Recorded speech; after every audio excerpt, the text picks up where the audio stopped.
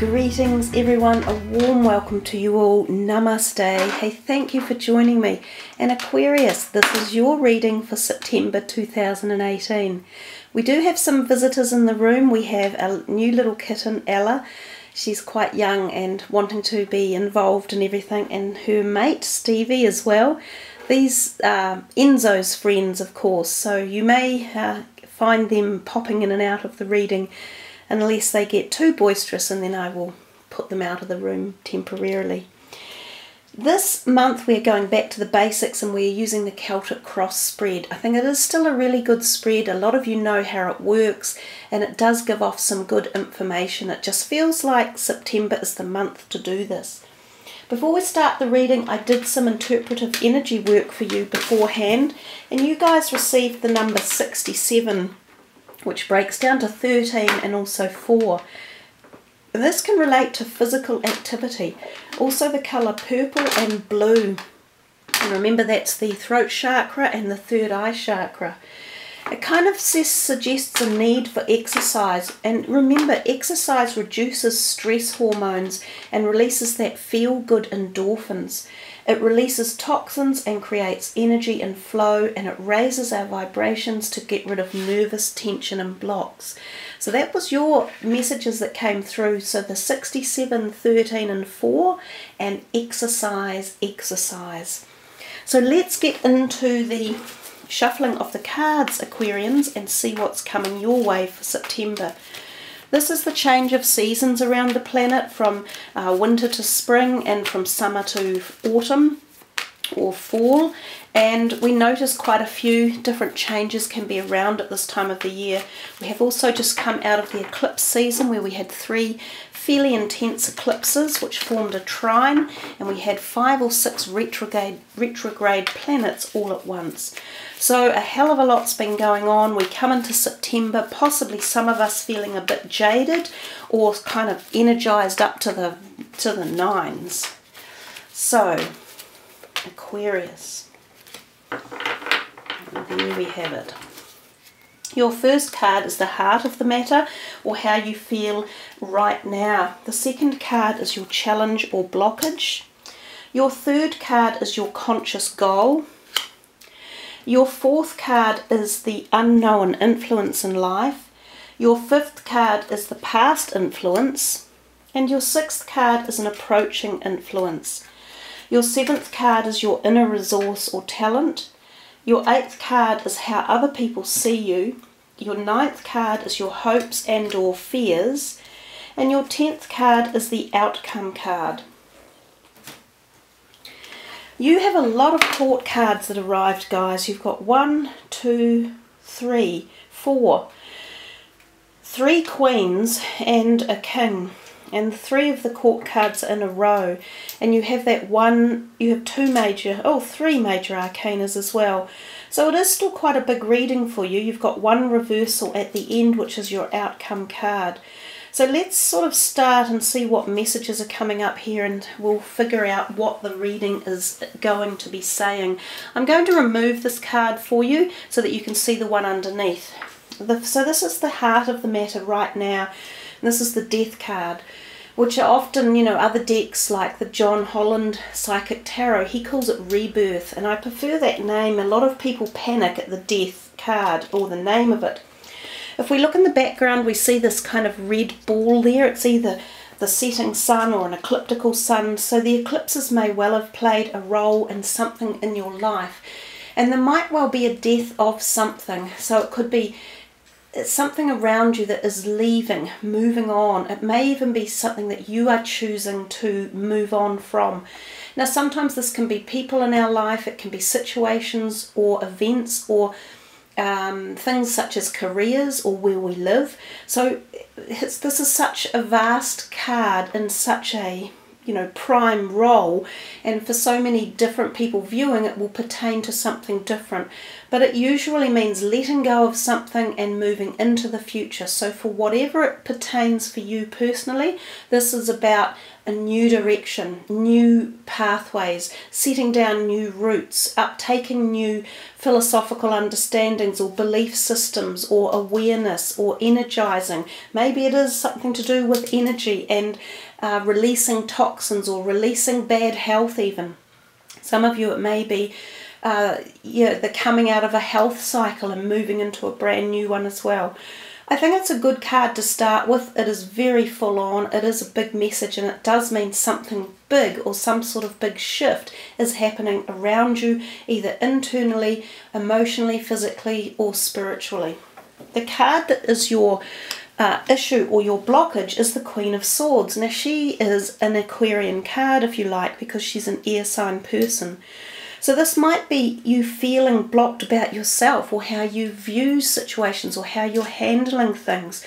You might think, God, I need to change a few things, or I need to get a newer outlook on life, or I need to upskill something even. You might be thinking, I haven't got enough, new skills for a new job, or I need to learn how to cope better with new friends or new family members that may have come on the scene. It could also be that you are contemplating the way you address your situations or communicate, because she's very much about communication with that sword in front there. She also could be possibly for some of you things like a minor operation. This might be something that's been holding you back, and you might need to have an operation, or you've got one booked in, or you end up going to have something looked at and they suggest removing something or booking in for an operation like a knee operation or a hip, or cutting something out. It could even be a surgical thing like a mole or something along those lines. Otherwise, she could be, of course, a person that's blocking you, and she could be an air sign person who's causing a bit of furore in your life. It could be a work person or someone within the family or friends. And she might just be, wherever you're turning, she either goes, no, it's not happening, or no, I don't agree with it, or no, it's not how I want it done. So you could be finding this person frustrating in the way they're dealing with situations. She might be involved in the whole death card. It might be her that you're wanting to move away from one way or another. If we go to the third card, which is the one at the top, this is your conscious goal, and that is the Seven of Cups. So some of you are really looking around to find something that interests you, or you're finding something is luring, I think is how I'm trying to say it. So you might be going about your everyday business, but in the background something's tapping away at you, going tap, tap, tap, look at me over here, look at me, I'm worth looking at. And you're attracted to something that perhaps you shouldn't be. Maybe it's people, maybe it's relationships, maybe it's the possibility of quick rich scheme, or maybe it's the possibility of a new home that's, cheap, and you think it's going to be a great buy, but it could in fact turn out to be on a floodplain or in the tidal surge plain, or it might be on a prone to forest fires or something along those lines. Be very cautious with that Seven of Cups.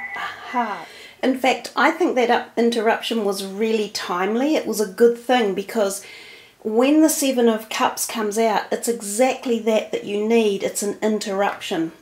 You need something to change your thought process or to broaden your horizons about what you're looking at. Oftentimes when that card's around, you'll view something with rose-coloured glasses on and you'll think it's a really good option, but the chances are it's not.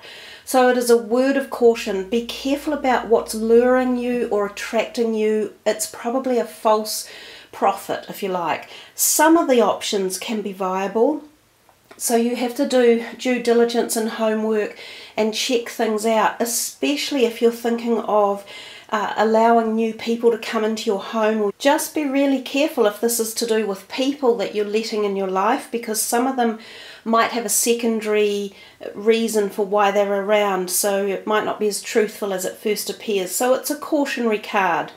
We come down to the fourth one and we see this as the unknown influence, and this is the Hanged Man. Now, he often takes time out in life, and he is a major arcana, so he has a degree of importance here.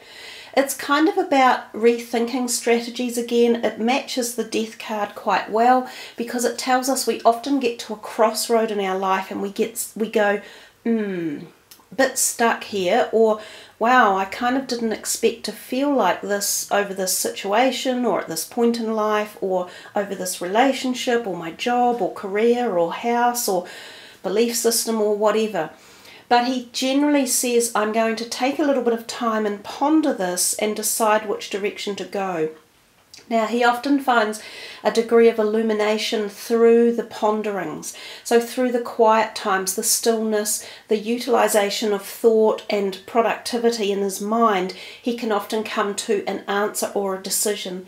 Now, quite often times, again, these are very powerful decisions he makes, and they change your direction quite dramatically and possibly unexpectedly. It's something that you hadn't really anticipated. So I do feel this is quite a big reading going on, especially with that Judgment card thrown in there as well. It feels as though some of you will go in a different direction around some topic or situation that you hadn't really intended that this would happen. The other thing is it can also mean that things are stalled a little bit, so that time seems to slow up, especially if you are waiting on an answer or a solution.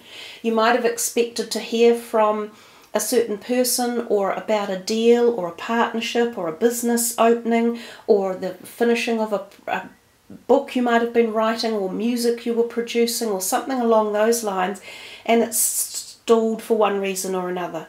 Now, sometimes it's not due to your end stalling it, but it's due to other influences. And again, this is very much about galactic timing, so it's not necessarily us who can change the timing, but it's kind of telling you to just let it go, go with the flow of the universe and don't try to alter the outcome, because everything is happening at the right time for the right reason, and we're not necessarily privy to the answers at this point in time either. The other thing that card can sort of give away is a little bit of feeling of neck ache or tension or headache as well. So some of you might be feeling this in your body, around your shoulders, and especially up through the neck and the head. This could be showing up such as migraines or eye problems, and this can be related to stress or nervous tension, which we talked about in the very beginning of your reading as well. So if this is happening for you, you might find ways of meditation or changing your diet or finding ways to relieve pressure in those parts of your body, and often that is associated again with emotions, so anxiety, tension, worry or fear about something. So it's about regrouping and reassessing certain strategies and letting go of stuff that no longer serves you, most definitely. If we go to the fifth card, this is a past influence, and this is the one over here, which is the 10 of Pentacles. So the past influence there, that's a beautiful card, and it often beholds, family joy and harmony and happiness, and having the knowledge that you are supported by a big broad arm of a family band. And sometimes this encompasses things such as grandparents or parents or siblings, cousins, nephews. All of that scenario fits into that card. There is often too a feeling of financial security here, and sometimes a house of some sort is involved.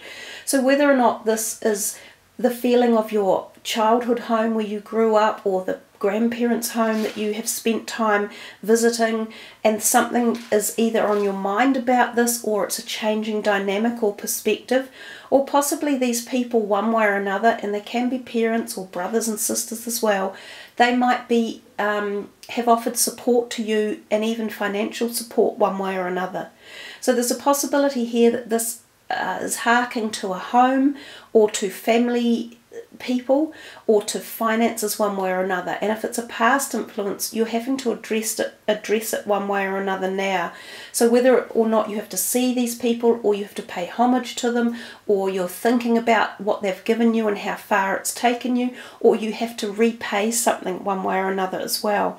Possibly some of you are getting together for a big family reunion, or maybe even for something like you know, you've got to come together for a reason. Like maybe there's an illness in the family and you're all having to gather around, and there's that type of feeling as well. But you're harking back on the love and the harmony and the support and nurture that has been there over the past. If we come to the 6th card, this is the approaching influence, and he's the King of Cups. So he sometimes is symbolic of a love proposition or a love influence or something you're passionate about with your heart. So this is coming, and for some of you this could be a person who walks into your life. He can be a water sign person, and he could be a male and older age. He could be a potential new employer or employee or a love partner. If he's not fitting into those categories for you, then this could be something to do with, again, a family member who offers support and nurture for you. He could be someone that you go to talk to. He could also be a potential counsellor or psychologist. And if it's none of those scenarios as in a person, then this is how you're feeling. You're feeling like this love energy, and it could be passionate about a project in your life. So something you've really want to put your heart and soul into, and that you seem to have a degree of wisdom over. So something that you have knowledge about and understanding, and you're showing the ability to become very passionately involved with this project. For some of you this could be work related, for others it could be like charity, or it could be something that you're just fired up about and really invigorated over. We come to the 7th card, and that is the inner resource or talent, and this is the Queen of Rods. Now she's a fire sign energy, so again, because she's a court card, she could be symbolic of a person in your life, and this person, who could be a fire sign woman or someone who exudes the feminine energies of a fire sign person, could be like your creative soul stirrer. She could be the person that embellishes you with fire and energy and passion and love, and, you know, really props you up or kicks your butt into action type thing. She could be the person that you look up to. She could be a mentor or a mother figure or a grandmother or a sibling. She could even be a really good friend that you go to, and she offers these great ideas. So she could be your inspiration or role model for some of these projects or new events that are taking shape in your life. Now, she could also be, because this is your inner resource as such, she could be just how you're feeling. Like you might be, as I said, really fired up and passionate about something that's coming into your life, or something you're about to do or embark on, a project or a feeling or an energy or a vibration. You know, we're all changing so much, so dramatically these days. Nothing is static around us. Our relationships aren't static, our jobs are very rarely static, our home lives quite often aren't. So much is just like boom, boom, boom, go, go, go. And she is that kind of fire, passion that we feel when we're really excited about something new. So this could just be her showing that desire and excitement and fire and revved up energy around you. We come to the card number 8, and this is how other people see you. And they see you there holding on a bit to your money and kind of being a bit cautious about it, as if to say, not sure if I want to invest in this, I think I'll look deeper. Or, well, I don't know that I've got enough money to go on that trip with you guys, so I can't go. Or, well, I can't buy that house because we don't have enough money and we can't afford the mortgage. So other people might be looking at you as if to say, you might be a bit of a miser at the moment. Like, you might feel yourself you've overspent on something in the recent months, and that you need to come back down to grassroots and start over again with your finances. Or you might feel like you want to expand the growth of your finances. Often this card means that we're not spending too freely, we're often holding on to something. Now, interestingly, it can also show up when we're given some money, and sometimes it can come in the form of an inheritance or a loan from other people. So for some of you, other people might see that you want a loan or that you're in need of one, and some of you might be, so that they're gifting you a little bit of money to help you through or to help you start a new project, or to help you get something of your dreams, which might be these passionate things that you're on about. So you might be going to other people to proposition them to come in with you as well, and put some money down to back it. Now the card number 9 is your hopes and fears, and this is the Judgment card. So some of you could be showing a little bit of fear about this new transitional feeling that's coming through life, like these new urges or new thoughts or weird stuff that's going on in the background, and you're going, wow, how did I get here? You know, what's this all about? Why am I changing so much? Like, what the hell's done this? How do I stop this roller coaster? Where do I get off? There could be a lot of things going on like this. So some of you could have jumped out of relationships and left them and gone, bloody hell, you know, how did that happen? I'm like, why have I left this person, or how did we end up like this? Some of you might have jumped into new relationships and gone, oh no, this might be all wrong. Some of you might have up and left your job, or moved country, or moved away from your friends and family. And so there's this kind of like trepidation and a little bit of concern about, have I done the right thing? Am I now on the right direction? Or wow, should I change up? Some of you might be a bit worried about, you know, you've been doing something for such a long time and it feels stale, or you feel this desire underneath to do something new, but you're too scared to do it. So there's many different perspectives again for the Judgment card. Now, I do often talk about the fact that this trumpet here, sometimes we hear things too. So you might hear something that you wish you hadn't. You might hear something that heralds a change in direction for you. You might overhear something that becomes really synchronistic and it like blows your mind and you go, wow, that's amazing. All those type of possibilities also occur when that Judgment card is around. So the Judgment card, to me, I like it because it delivers us to the new paradigm places that we're meant to be. It broadens our horizons and it creates expansion at the deepest points of our life. So your final outcome card is the Queen of Pentacles reversed. She's still a beautiful card, and you know, she always has been a lovely card to behold. So her message when she's in the upright position is, you know, luxury and happiness and feeling gifted around our financial situation in life and sometimes our jobs, feeling as though we have friends in life who are hearty and warm and nourishing. It's not dissimilar when it's reversed, but what it does say is for us to remember to stay in touch with those feelings, with the wonderful generosity of life, with that compassion and enjoyment and laughter and feeling satisfaction and gratitude. So I think, especially with that 7 of Cups up there, which was kind of like one of your goals or aspirations, you know, you're possibly, some of you are looking around at false lures, or you know, not facing a reality one way or another, or wishing that you could be somewhere where you're not. And the final card with the Queen of Pentacles reversed is also telling you to make sure that you pay enough gratitude for the things you do have in life, and for the wonderful friends that might be around you, and the family support and the nourishment and the love and the harmony, and for your finances, which some of you might be holding on to quite tightly over here, or even for those of you who get offered a loan one way or another or receive an inheritance.